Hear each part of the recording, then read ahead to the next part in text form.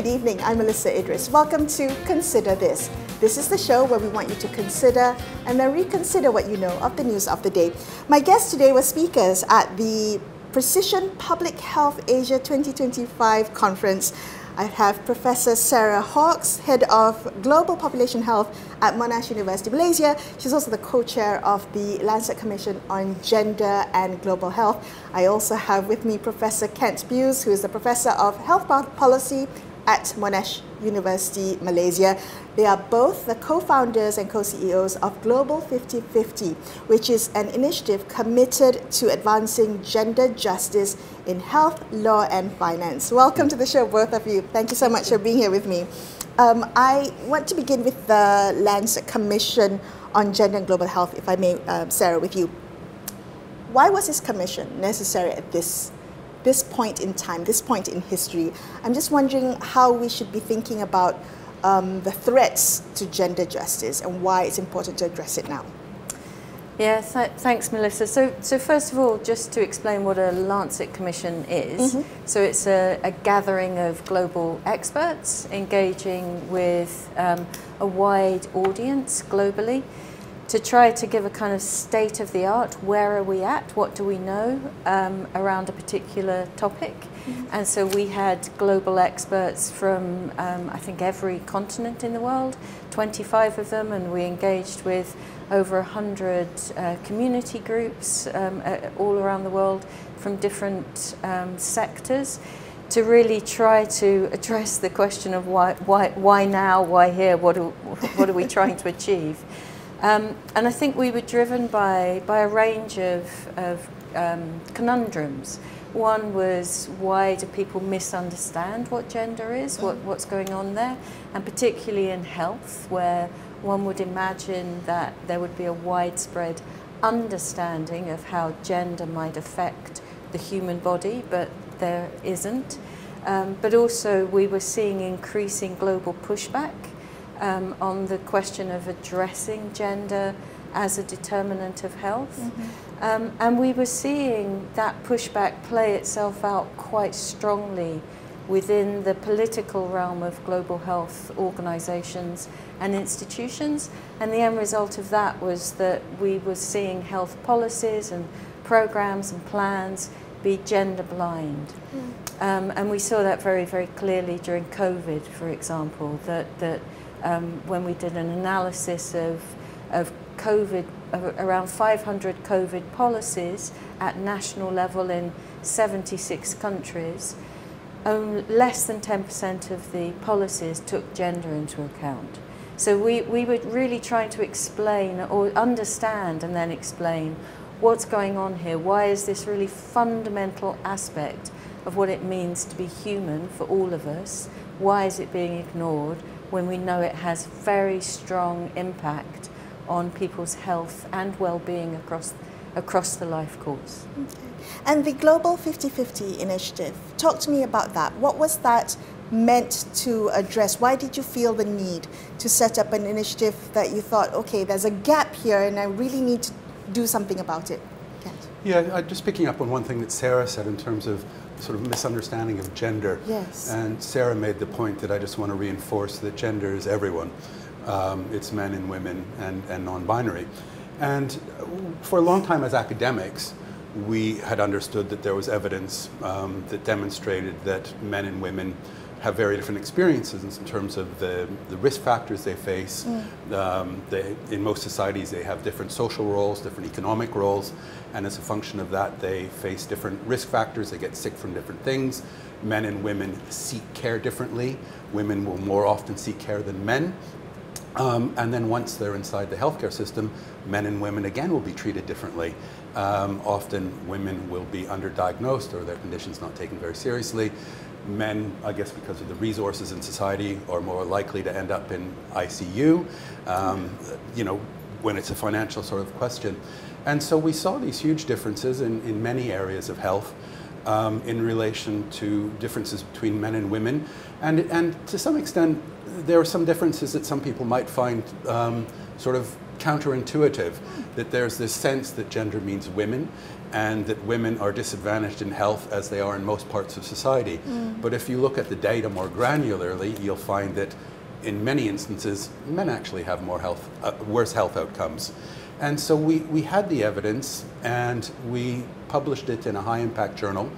But as Sarah said, we also were very much aware that the large global health agencies and ministries of health tended to overlook that basic fact and treat men and women the same, and one homogeneous mass.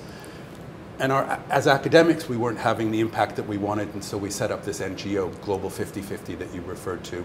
And we can speak more about that if you want, but that's the genesis. Amazing. And that really resonates with me, because more often than not, when you talk about the kind of misunderstanding of what gender is, I think gender is often conflated with women, with sex.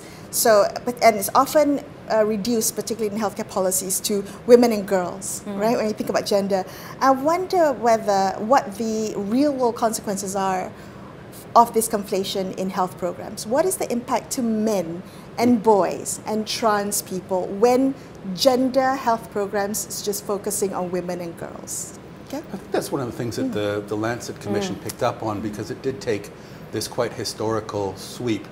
And I think one of the things that the Commission did was to demonstrate quite persuasively that the public health system looks at the issue from one perspective, and the for-profit commercial sector actually is much more sophisticated in thinking about the difference between gender and sex and the role that it plays in health. But Sarah, I mean, it's really a historical question, isn't it? It is. It is. I mean, I think it's historical, it's commercial, it's societal, and it's a problem with medical training even. So it's sort of multiple factors as to why there's this misunderstanding that if you're talking about gender, you're automatically talking about women and girls.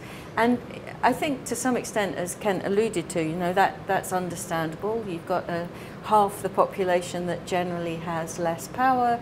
People are concerned to empower that 50%.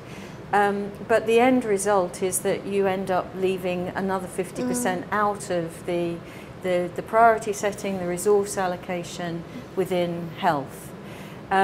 But what we saw on top of that, so the Commission was not just widely spread geographically, but was a bunch of experts from multiple disciplines, including historians and lawyers and people bringing very different perspectives to the question you've just asked.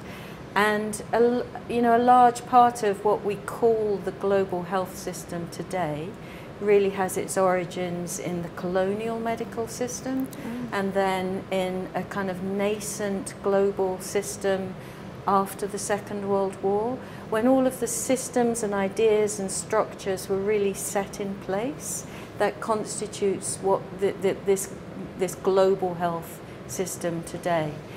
And back in the 50s, for example, the 1950s, the focus for a lot of these agencies was really on population control. It wasn't about delivering health for everybody, in the same way that the colonial medical system wasn't really concerned with the health of the entire population. It was concerned about the people who were the colonizers. So there have been these iterations and evolutions of what the health system is supposed to be about. And I would say since the late 1980s, early 1990s, we've really seen health systems try to move away from only being focused on population control to being more inclusive of what health means to everybody.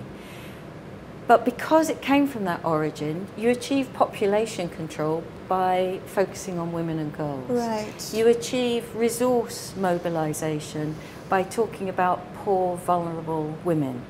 You very rarely achieve resource mobilization by talking about poor, vulnerable men. And so men and boys have tended to be left out of the entire spectrum of what health services are designed to do. And then delivery beyond the binary to people who are trans or people who are non-binary, that's a much newer idea for health services to now be trying to struggle with. But the end result is that in every country in the world, we see life expectancy is much lower for men than it is for women. We see that men have much more risk exposure to health-harming products and health-harming situations than women do.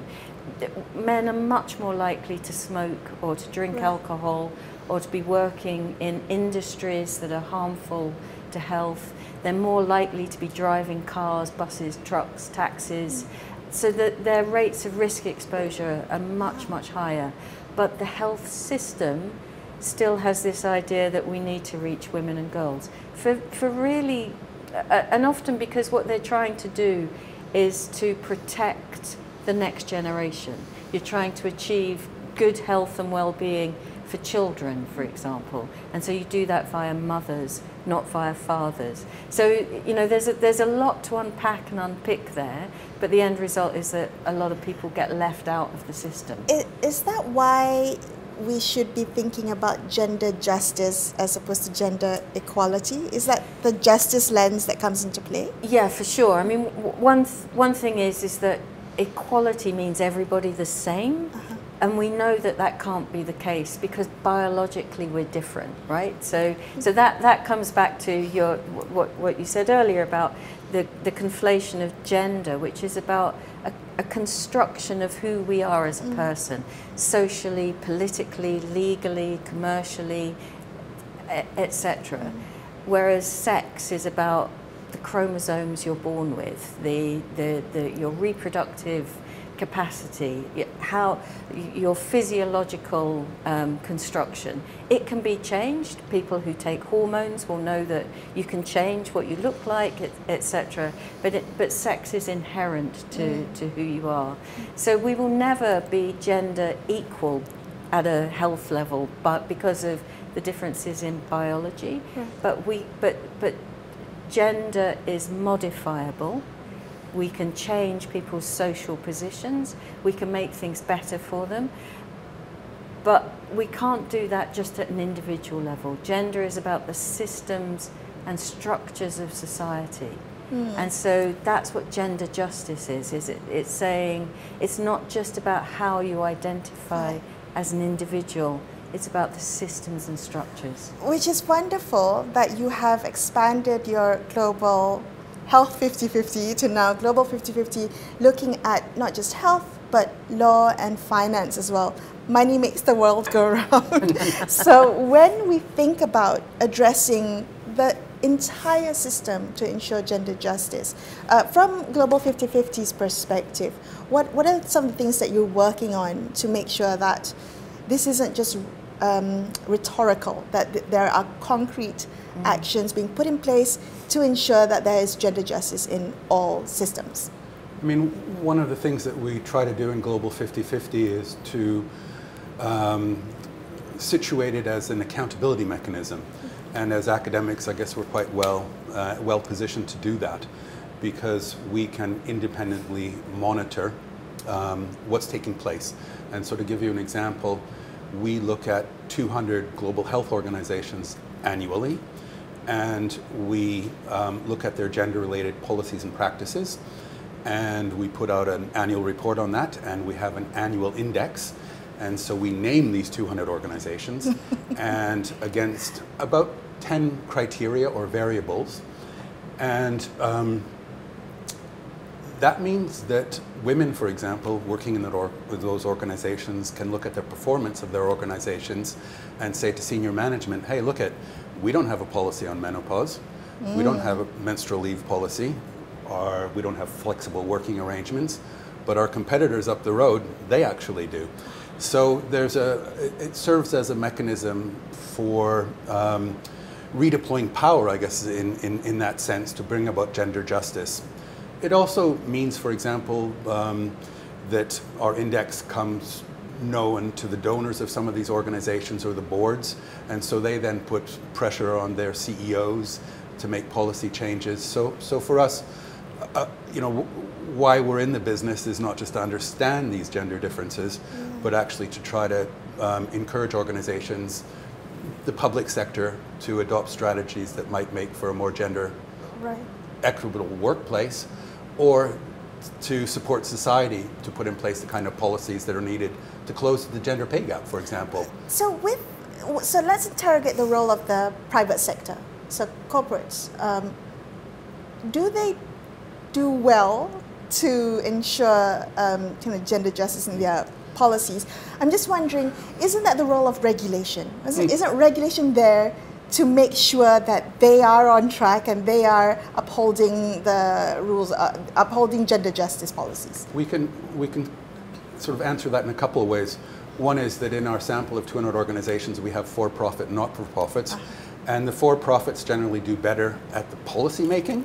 So they, I guess, have more resources to put in place the kind of policies that we consider to be useful ones compared to the not-for-profits, but they don't necessarily do as well in outcomes. There's that sort of paradox, let's say. Where's the gap coming from? I mean, some of it could be time. Okay. You know, if you put in place a policy today, you won't necessarily get a woman as a CEO for another 20 years, let's say. So that's one factor. The other factor is you can have every policy in the world in your workplace, but unless you have a culture that supports implementation of the policy and people holding you to account for the implementation of that policy, then just having a policy doesn't make a difference. I was also going to come in on the gender pay gap, though, to respond to your point about regulation. So in the 200 organizations that we look at, the jurisdiction where their headquarters makes a huge difference around gender pay gap reporting. And so those organizations where there are laws in place that companies over a certain size have to report on it, of course all of those organizations do, but if they're headquartered in other legal jurisdictions where they're not obliged to, then they don't. So the law does make a huge difference, as you say. It makes it trickier and also more opaque. It's easier to hide behind these things, isn't it? When you're not reporting, Talk to me a little bit about the anti-gender political movement that we're seeing lately. How is that, what's behind this resistance, this pushback, would you say? Yeah, so I think a couple of things, and the commission went into detail to try to understand where's it come from, where's it going, and just to say, of course, we're not talking about one unified movement. We're talking about a whole collection of groups around the world, that some of which are networked, that are really pushing against progressive agendas. Networked? Yeah, meaning for these sure. are established with structures and hierarchies? For sure. Wow. And well financed. And often, even if they're different groups in different countries, there's often a single financial link to them, coming from a variety of states, some of them the usual suspects, the powerful hegemonic states globally, some less clear sources of funding. But they're networked in many of them are networked in many ways, financially, ideologically. Some of them are kind of standalone groups, but they employ very similar strategies and tactics to push back against progressive social movements in general, but gender in particular. And you know, where does it come from? It's about a regression to a particular ideology, and we've seen this really culminate in the decisions of governments this year, as well as over the past couple of years, to deny that gender exists at all. To take us, but you know, we've seen executive orders coming out of the White House telling us that there are two sexes and we don't have gender, we just have male, female sexes. So if you go back to that kind of biological determinism and gender isn't on the agenda, from a health perspective, or you know, who gets to be the CEO of a large company, for example, if everything is about biological determinism, very difficult to change it. Very difficult to say, well, then we'll have, you know, policies or laws about gender equality, because why bother if it's all about biological determinism? Right. But there's also, you know, these groups are very linked to, you know, a lot of them are linked up to anti-immigration ideologies, to right-wing conservative ideologies. There's a regression back to a sort of authoritarian, conservative, nationalistic ideology of which anti-gender positions are a part. Right. But anti-genderism has been described as the symbolic glue that holds them all together, not by me, by other academic scholars. And what, you know, we're seeing a rise of this. I've just talked about one particular government, but it's globally. It's global. We've seen examples of withdrawing, of saying that there's no such thing as gender. Has been other countries, other governments have put those kinds of rules in place. Wow. And along with that, what we're seeing is a push back in many countries to pronatalism. So we're seeing people are worried about total fertility rates globally, and so they're essentially pushing women back into being mothers. First and foremost. Right. You mentioned that they use the same tactics, the same strategies. Are the tactics known? And if they're known, can we push back, or can systems push back against it? Yeah, so those are two really good questions. The tactics have been pretty well described by a group that does amazing work based out of the European Parliamentary Forum. And they've done great work. They put out a report just a couple of weeks ago, in fact, where they reviewed again the amount of money that's going to the anti-gender groups and the tactics that they're using. And they use tactics such as setting up think tanks or getting people into positions of political power. They also, I mean, they point out it's not just money coming from anti-gender ideologues.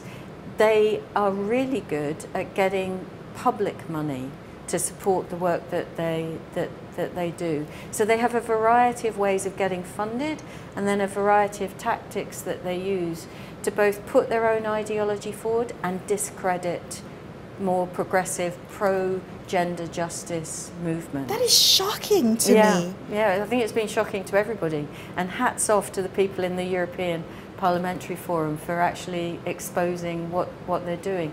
So then the question of what do we do about it? Yes. To be really honest with you, I think this is where we as people in progressive social movements, including for gender justice, haven't been prepared. We haven't got ourselves together.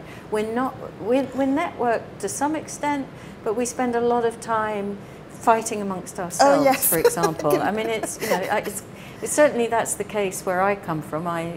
Perhaps it's the same in Malaysia. I would have to agree.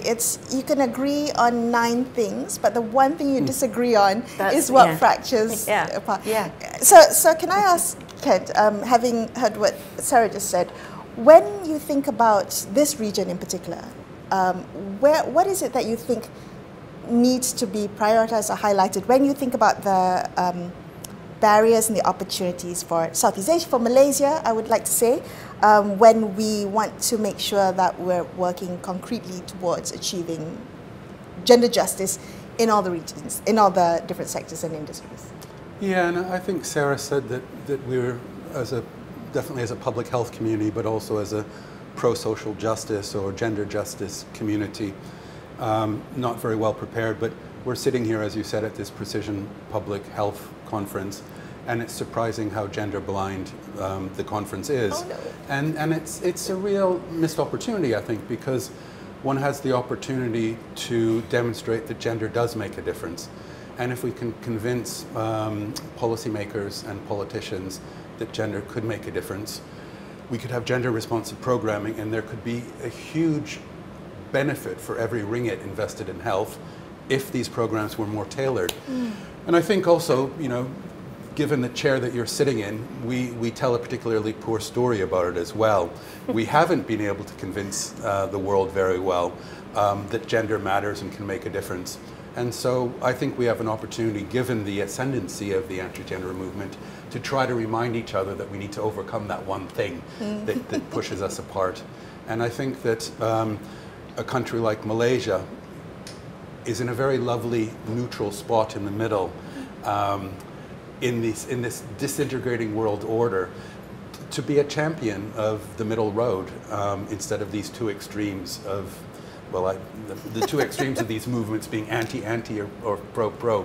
So we'd love to work with partners here in the country and in the region to, and we can start on health. Where are the differences and between men and women, and go on. Well, I was going to say, just to try and bring those two strands together, not the anti and the pro, but the where the global 50-50 and the Lancet Commission, for example. One of the reasons that we set up global 50-50 to do what we do is we're also aware that the more diversity and inclusivity you have in positions of decision-making power inside an organization, the more you have diversity and inclusion in terms of who benefits from the activities of that organization. So a really simple way of putting that is, if you give women an equal chance to make decisions, they are more likely to invest in health, invest in social safety nets, invest in education for the benefit of everybody. So that's one of the reasons that we focus on organizations. It is because the more that decision making just lies with one group of powerful men, then the less benefit you see accrued across the population, or spread across the population. So I would say that a really great way to move forward in a region like Southeast Asia, a country like Malaysia, is about ensuring everybody has an equal opportunity to succeed in all aspects of life, including their working life. Thank you both for being on the show with me today. I appreciate your insights and your time. Thank you. Thanks for having us. That's all the time we have for you on this episode of Consider This. I'm Melisa Idris, signing off for the evening. Thank you so much for watching. Good night.